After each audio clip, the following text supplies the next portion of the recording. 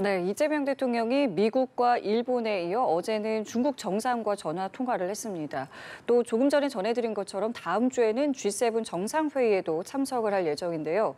주요국 정상들과의 회담 가능성에도 관심이 쏠리고 있습니다. 한편 트럼프 정부의 불법 이민자 단속에 반발하는 시위가 닷새째 이어진 가운데 LA 도심 소요 사태는 다소 누그러진 상황인데요. 그러나 집회와 시위는 다른 도시로 확산하고 있습니다. 관련 내용들 박원곤 이화여대 북한학과 교수와 함께 이야기 나눠보겠습니다. 어서 오십시오. 네, 안녕하세요. 예, 안녕하십니까.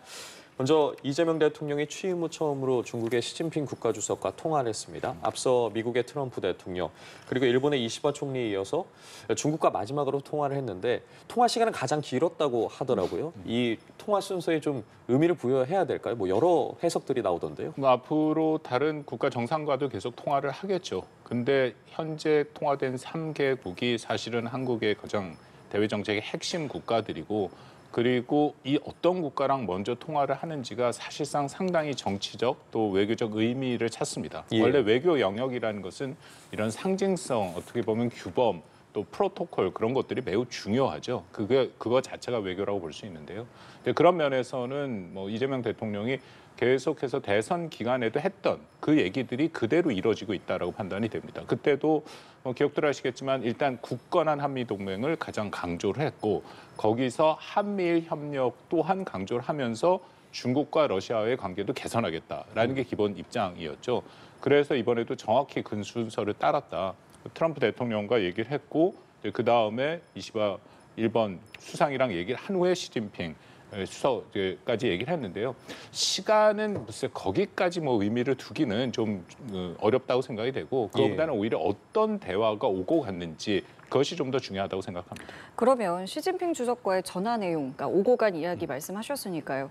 다자주의와 자유무역을 함께 수요해야 한다라는 말들이 시진핑 주석의 입에서 나왔다라고 하는데 저희가 이걸 어떤 맥락으로 좀 해석을 해야 될까요? 시진핑 주석의 해외 정상과의 통화 혹은 뭐 대담, 정상회담도 포함해서요. 아니면 국제 무대에서 다자 회의체 같은 데서 늘 하는 얘기입니다. 이건 정확하게 당연히 미국을 겨냥한 얘기고요.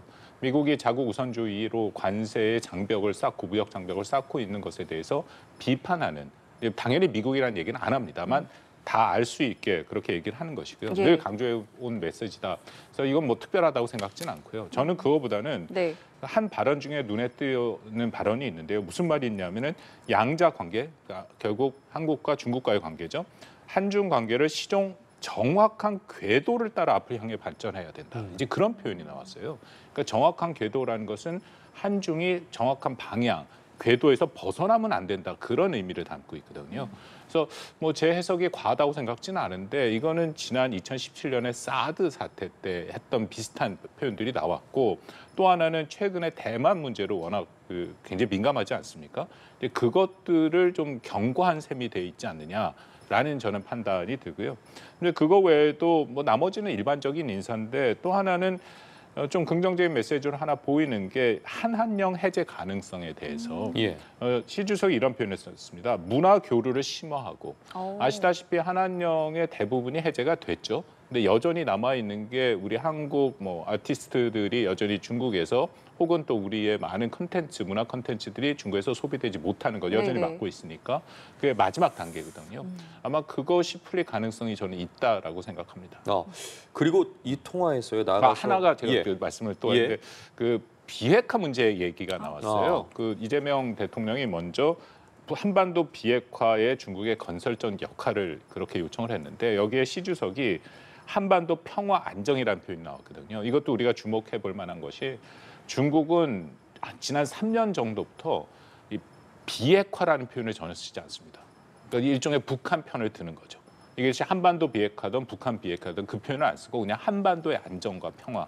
그래서 이번에도 뭐 이재명 대통령이 한반도 비핵화라는 표현을 썼음에도 불구하고 시진핑 주석은 그 표현을 쓰지 않았다. 그러니까 이건 앞으로도 중국이 이 한반도 비핵화 문제에 대해서는 여전한 입장을 갖고 갈 것이다라는 것이 확인됐다라고 생각합니다.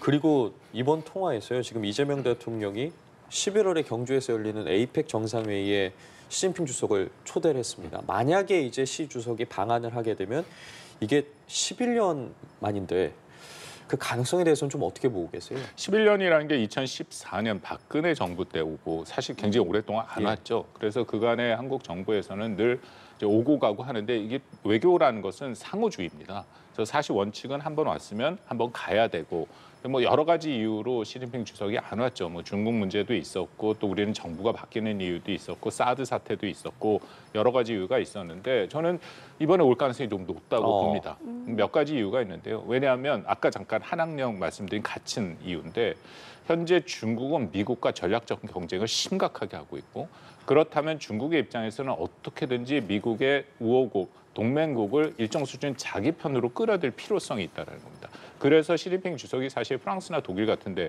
또 굉장히 공을 들이거든요.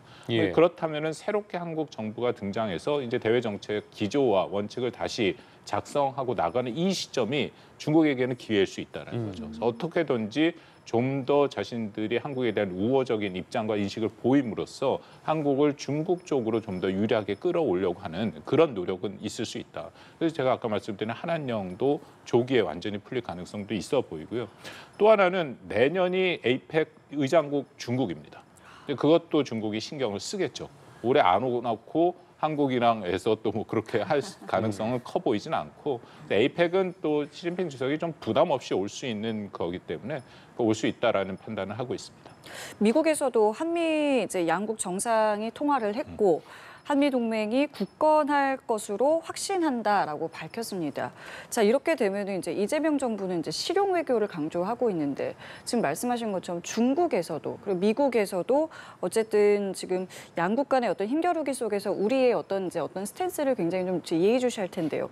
우리는 이 미중 사이에서 어떻게 이 실용 외교를 해결해 나가야 될까요? 매우 어렵습니다. 매우 어려운 것은 분명하고 그간에 미국의 동맹 우호국한테 트럼프 행정부가 거의 다 확인을 했죠. 그러니까 쉽게 말해서 이게 거의 무슨 제로섬 게임처럼 중국과 미국 사이에 어떤 편을 당신들의 입장은 뭐냐라는 얘기를 했는데요. 제가 괜히 하는 말씀이 아니라 그 피트 헤그세스 미 국방장관이 5월 31일 날 샹그릴라 대화에서 아주 명확하게 얘기를 했습니다. 그러니까 우리가 흔히 말하는 안미 경중이라는 것이 있지 않습니까? 안보는 미국과 하고 중국은 경제는 중국과 한다. 예. 헤그세스 장관이 뭐라고 얘기했냐면 제가 그대로 읽겠습니다. 중국에 대한 경제적 의존은 그들의 악의적인 영향력을 심화시킬 뿐만 아니라 긴장이 고조될 때 미국의 방어 의사 결정 공간을 복잡하게 만든다. 쉽게 말씀드려서 안 된다라는 거예요. 편을 하나를 확실히 정해라라는 것을 아주 공개적으로 얘기를 했고 예. 그다음부터는 모든 동맹국 우호국한테 그 국가의 입장과 정책을 물어보고 있거든요. 한국은 지난 6개월간 우리가 리더십이 없었기 때문에 이것을 가장 늦게 물어오는 것이고 그러니까 이렇다면은 새롭게 정부가 시작이 됐으니까 이것에 대해서 물어볼 가능성이 있다. 기억하시겠지만 이재명 대통령 당선됐을 때 백악관에서 처음 나온 메시지가 굉장히 의아한 메시지가 나왔죠. 당연히 당선을 축하한다면서 중국의 영향력이 뜬금없이 얘기가 나왔거든요. 이것은 우리가 준비를 해야 되는 거고 예. 틀림없이 물어볼 가능성이 크다라는 것입니다. 근데 이것에 대해서 미국의 입장을 자꾸 말씀드리면 미국이 이 정도까지 하는 것은 중국 위협이 자신들에게 가장 중요하다라는 것을 트럼프 행정부 출범 이후 지금까지 너무나도 명확하게 보여주고 있거든요. 그래서 국방 전략 지침의 일부가 지난 3월 말에 발표가 됐는데 거기에 보면 중국 위협이 유일한 영어로 only라는 표현이 나오고 대만의 위협이 유일하는 표현이 나옵니다. 그것을 통해서 최근에 언론도 계속 나온 것처럼 주한 미군의 역할도 변화할 수 있다. 그러니까 모든 게 중국 초점으로 맞춰져 있기 때문에 여기에 대한 우리 정부의 입장을 물어볼 가능성은 매우 크다. 그러니까 거기에 대한 대비를 해야겠죠. 그렇기 때문에 이재명 대통령이 이제 각국 정상들을 직접 만나서 좀 어떤 대화들을 나눌 수 있을지에 대해서도 관심이 쏠리고 있는데 당장 이제 다음 주에 G7 정상회의에 참석을 하게 되고 여기서 이제 주요국 정상들과 과연 만날 수 있게 되느냐. 나아가서 과연 미국 정상 트럼프 대통령과의 만남이 성사될지 여부에도 관심이 쏠리고 만약에 성사가 된다면 이재명 대통령이 좀 어떤 전략을 가지고 트럼프 대통령을 만나야 한다고 보십니까? G7의 이재명 대통령이 당선 이후에 첫 해외 무대에 일종의 데뷔를 하는 건데 예. 제가 보니까 국내 언론에서 너무 기대 수준이 높습니다. 그러니까 현실적인 감을 가져야 된다 저는 판단이 되거든요. 일단은 우리가 G7의 회원국이 아닙니다. 영어로 옵서버로 참관국으로 초청받아서 가는 거기 때문에 주인공이 아니다라는 것을 우리가 생각해야 되는 거고 그리고 G7의 이거 자체가 트럼프 대통령과 나머지 G6개 국가 간에 갈등이 있을 가능성이 굉장히 높습니다. 왜냐하면 트럼프 대통령은 이 G6개 국가 미국의 핵심 동맹국들이잖아요. 예. 그 동맹국들에게 늘 이 재정 문제, 방위비 문제, 무역 적자의 문제를 얘기합니다. 아마 기억하시는 분들 계시겠지만 2018년 6월부터 캐나다에서 G7 회의가 열렸었거든요. 이번에도 공교롭게 캐나다인데 예. 굉장히 유명한 사진이 있습니다. 그때 트럼프가 이렇게 팔짱을 끼고 있고 메르켈 총리랑 마크롱 대통령이 이렇게 뭐 책상에서 이렇게 하면서 서로 간에 계속 좀 뭔가 심각한 얘기가 오고 가고 그 아베 신조 수상이 옆에서 팔짱을 끼고 있는 그 굉장히 유명한 사진이 있거든요. 그 당시 분위기가 뭐였냐면 아주 트럼프가 굉장히 거칠게 국가들 상에서 미국은 더 이상 트럼프의 표현입니다. 호구가 아니다. 당신네들 이 무역 적자 문제 해결하고 방위 분담 내라까지 얘기를 했고요. 결과적으로 아마도 제 기억이 처음인데 G7이 공동 성명에서 미국이 빠진 게 이게 처음입니다. 아마도 이 정도 수준까지는 아니지만 트럼프의 그간에 보았던 자국 우선주의 이기에서 더 몰아붙이는 거 보면 틀림없이 관세 문제 얘기하고 방위 분담 문제 얘기하고 그러면 G7 자체 분위기가 그렇게 좋을 가능성은 크지 않아 보이거든요. 예. 이런 데서 이 대통령이 데뷔를 하는 거니까 여기에 상황을 맞춰서 해야 된다. 물론 트럼프 대통령 만날 가능성은 큽니다. 거의 크지만 이런 다자회에서 더군다나 이런 분위기에 의해서 뭔가 양자 간에 깊이 있는 논의를 기대할 수도 없고 어렵습니다. 그렇기 때문에 그냥 서로 대면을 한다. 또 나머지 6개 국가들도 일본을 비롯해서 우리에게 굉장히 중요한 국가들이거든요. 그쵸. 그러니까 그 정상들과 대면을 하고 우리 대통령실에서도 이미 얘기가 나온 것처럼 한국이 돌아왔다라는 메시지를 상징적으로 잘 보여주는 게 그게 저는 이번에 가장 큰 목표가 되어야 된다고 생각합니다. 알겠습니다. 자, 그리고 지금 미국 LA에서 벌어지고 있는 시위 이야기를 좀 해보겠습니다. 교수님께서는 지금 상황을 어떻게 보고 계시는지 먼저 이 부분부터 좀 제가 이야기를 들어오기 해볼게요. 직전까지 미국 뉴스를 계속 확인을 예, 했거든요. 예. 워낙 숨가쁘게 돌아가니까. 계속 바뀌고 있으니까요. 그렇습니다. 아까 잠깐 우리 연합뉴스의 리포트에도 나온 것처럼 일단은 약간의 소강 상태이긴 합니다. 왜냐하면 뭐 트럼프가 굉장히 강경한 조치를 취하고 있고 주 방위군 그 해병대를 투입하고 물론 그들이 본격적으로 작업을 하고 있다. 그 본격적으로 무슨 역할을 하고 있지는 예, 예. 않습니다. 여전히 그 시위에 대해서 체포는 LA의 경찰들이 담당을 하고 있죠. 근데 우려가 많이 나오는 게 경찰들이 아니라 이게 주 방위국이나 특히 해병대가 들어간다라고 하면은 이 사람들은 이런 대민 그 시위 진압 훈련을 받은 사람들이 아닙니다. 그러니까 군인들이잖아요. 전투를 하는 사람들이죠. 반면에 경찰들은 그런 시위 진압을 훈련 받은 사람들이기 때문에 이게 굉장히 큰 희생이나 불필요한 어려움이 더 커질 수도 있다. 근데 문제는 미국의 언론에서 계속 얘기 나오는 게 트럼프도 그렇고 캘리포니아의 주지사 게빈 네. 뉴섬도 그렇고 이것이 뭔가 정치적으로 양쪽에서 활용하는 모습이 보인다라는 거거든요.